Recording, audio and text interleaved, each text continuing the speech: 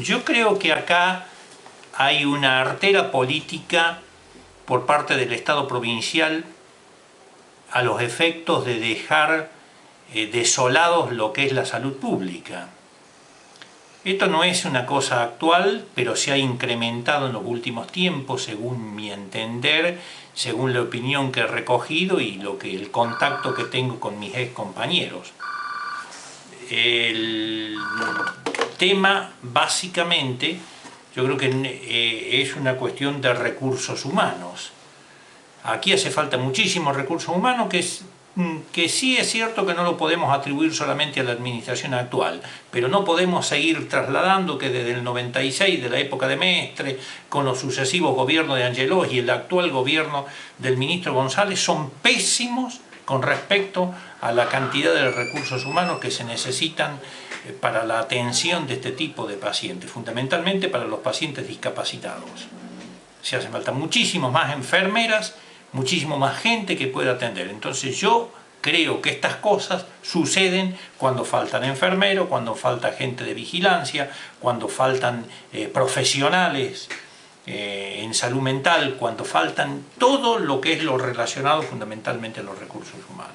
Doctor, evidentemente salud mental, el área de salud mental se ha venido abajo.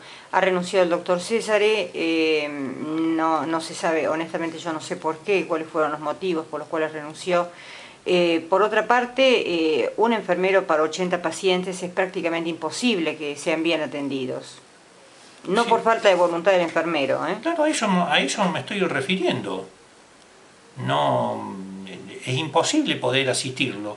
Se calculaba en mi época que más o menos la atención para pacientes discapacitados psicointelectuales en los países del primer mundo, pero vamos a hacer un poco un parangón para poder después correlacionarlo con la realidad argentina, que según el discurso nacional estamos estupendamente bien.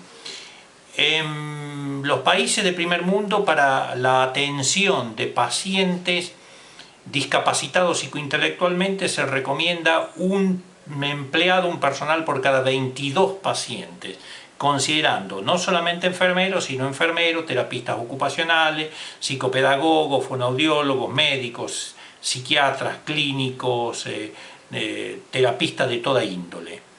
Yo creo que aquí no pongamos esa cifra, que sería uno cada 22, porque si hacemos el cálculo sobre 300 pacientes, necesitaríamos una cantidad enorme de personal. A mí me parece que quizás con un poco de más elasticidad podríamos decir que un empleado por cada 30 o 40 pacientes podríamos andar bien, lo que significaría que en cada turno nocturno, en el turno nocturno que acontece esto, se necesitarían haber estado en una sala como la 1, 2 o 3 empleados como mínimo. 3 empleados como mínimo. 3 como mínimo. Doctor, usted me decía que usted ingresó al hospital y egresó ¿en qué años? Yo ingresé en el hospital en julio de 1970 y egresé o me jubilé en el 31 de diciembre del 2002. O sea que fueron 33 años y medio. 33 años y medio, una barbaridad. ¿Esto ocurría antes? No, en absoluto. Esto empieza a descomponerse mucho desde que el efector salud pasan de la nación a la provincia. Mientras éramos Hospital Nacional, cuando era el complejo asistencial regional, cuando era el Hospital Alborada que dependía de la nación, los recursos eran muy buenos, había muy buenos recursos, y después cuando se provincializan todos los efectores de salud y de educación, ahí paulatinamente empezamos a perder calidad en la asistencia. Pero en la actualidad, por lo que tengo, lógicamente estoy hablando sin real conocimiento, porque hace 8 años, más de 8 años que estoy fuera del hospital, por lo que veo, yo creo que en materia de salud ha habido una descompensación y una descomposición, y yo creo que básicamente eso por la falta, y lo estamos viendo con la carencia de médicos en ginecología y en obstetricia, es porque no hay una política verdadera en salud. Y no es solamente una política asistencial, ¿no? Porque también tenemos que rever el tipo de política para ir a un modelo mucho más preventivo y no tan asistencialista y tan precursor del gasto en salud que puede ser desmesurado. Bien, es cierto que fui internado en mientras yo estaba, el hospital fue un hijo mío. El hospital fue un hijo. Claro, fue una de mis grandes pasiones, donde dejé parte de mi vida, todo el hospital, todo el hospital de Alborada. Me imagino que, bueno, hechos como este realmente a usted le deben doler como a toda la comunidad, ¿no? Sí, evidentemente, porque nosotros hicimos de la salud mental en Belleville un hito muy prestigioso, con reconocimiento a nivel de todas las provincias circundantes, porque con la creación fuimos el segundo lugar en la provincia de Córdoba que empezó a hacer asistencia externa en salud mental. Estaba el hospital neuropsiquiátrico y después empezamos nosotros. Yo creo que antes del Río Cuarto empezamos a hacer consultorio externo de salud mental. Esto es un hito que lo hicimos allá en 1972. Empezamos en donde actualmente funciona conjuntamente con la asistencia pública municipal. Ese hecho, la creación de diversas salas en salud mental y la creación de 2 salas para agudos, la 6 y la 12, para hombres y mujeres, son hechos que han sido históricos para Belleville, que no le hemos sabido dar la trascendencia necesaria y que teníamos pacientes de todos lugares de la República Argentina. No internados solamente en el área de discapacitados psicointelectuales o de retrasos mentales, sino en las otras áreas, alcoholismo, otras farmacodependencia, psicosis agudas, estados agudos, con las 2 salas de agudo. Entonces esto es una cosa que para nosotros nos duele enormemente que acontezcan este hecho, porque tienen una repercusión nacional y fundamentalmente provincial que no nos hace quedar nada bien a todos aquellos que dejamos tanta vida, tanta lucha, tanta historia para que esto no fuese en decadencia, sino que fuese creciendo y fuese desarrollándose acorde a los momentos actuales de la complejidad social. Doctor, yo recuerdo que usted estaba en funciones todavía cuando se inauguró esta sala para drogadictos, una sala bueno, que se prometió traer personal, capacitarlo. Sin embargo, esta sala no está, creo, en funciones para el propósito por el cual se puso en funcionamiento. No sé en la actualidad, no se inauguró, se reinauguró el edificio nuevo. Esa sala fue inaugurada, fue la primera sala que se hizo para adultos, para agudos. Esa sala se hizo hace muchísimos años, por allá por el 76 o 77 aproximadamente, fue la primera sala 6 para el tratamiento de alcohólicos en aquel momento, y se reinauguró nuevo con plata que puso la Secretaría de Lucha contra la Farmacodependencia o con lucha de las adicciones por parte, yo creo, puso algo de dinero en ese momento el doctor Cortese, en parte de eso, pero fue una reubicación nada más. No sé cómo está en este momento en funciones, porque yo vuelvo a decir, desde el 2002 que no estoy más en el hospital. ¿Qué diferencia hay entre sala 1, los pacientes de sala 1, los pacientes de sala 4? ¿Cuáles son las patologías? Claro, en sala 1, 2, 3 y 4 son pacientes con retrasos mentales, o sea, pacientes con un déficit psicointelectual que adquiridos o congénitos, pero están allí. Son pacientes que no tienen capacidad para poder, son casi todos alienados, o sea que no pueden comprender sus actos ni dirigir sus acciones. Los pacientes de sala 6 y de 12 son pacientes normales que en un episodio tienen una farmacodependencia alcohólica o cocaínica o al cannabis o cualquier farmacodependencia, o tienen procesos agudos depresivos, de neurosis o de psicosis, periodos agudos que están 10, 15, 30 días y son dados de alta para reinsertar nuevamente. Esas son las 2 salas que se crearon en esas épocas para el tratamiento de pacientes agudos.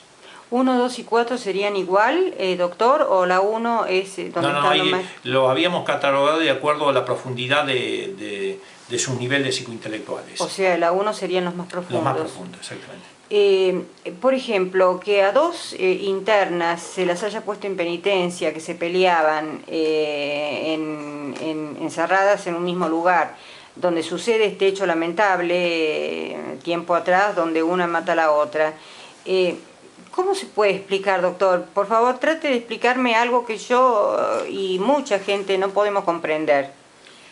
No sabría darle una explicitación correcta, porque tampoco sé de esto, si ha sido así real o no.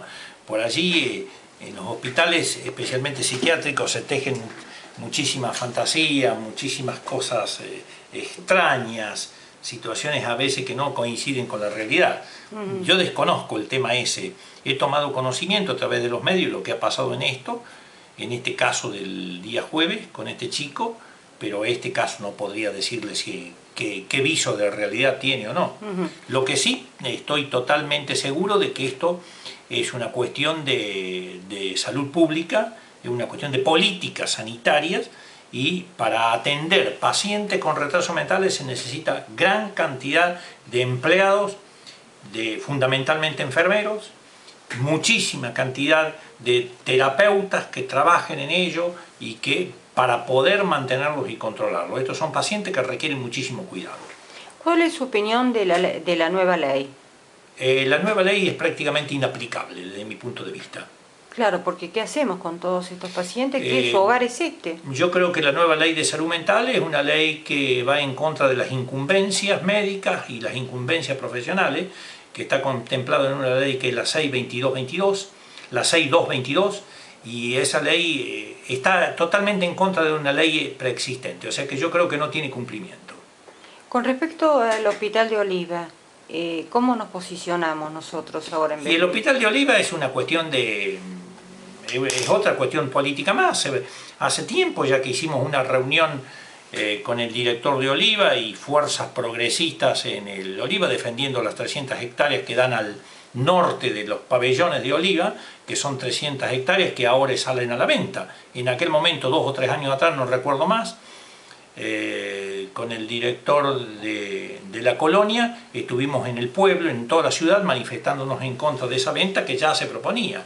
Esto es más o menos como lo que piensan hacer con el Hospital Neuropsiquiátrico en Córdoba, terrenos de altísimo valor, para después venderlo para que las empresas de construcción realicen torres de alto valor, y estas 300 hectáreas de oliva también se van a vender eso. Eso es más desmantelamiento de la salud pública, más ruptura de la salud pública. No hay política, una política sustentable de salud pública tendiente a favorecer a aquellos que no poseen obras sociales o como en este caso, pacientes con una discapacidad que no son absorbidos por instituciones privadas. Doctor, por último, ¿el periodo de vida que tiene un paciente de salud mental es el mismo que un paciente de salud pública? No sé, pero de salud pública depende de la patología que Claro, bueno, pública. O sea, si usted se refiere a un paciente de salud mental, normalmente son pacientes que tienen menos sobrevida que los otros, por las condiciones de falta de defensa que tienen psíquica, la discapacidad que tienen, o sea que viven menos. ¿Un promedio más o menos?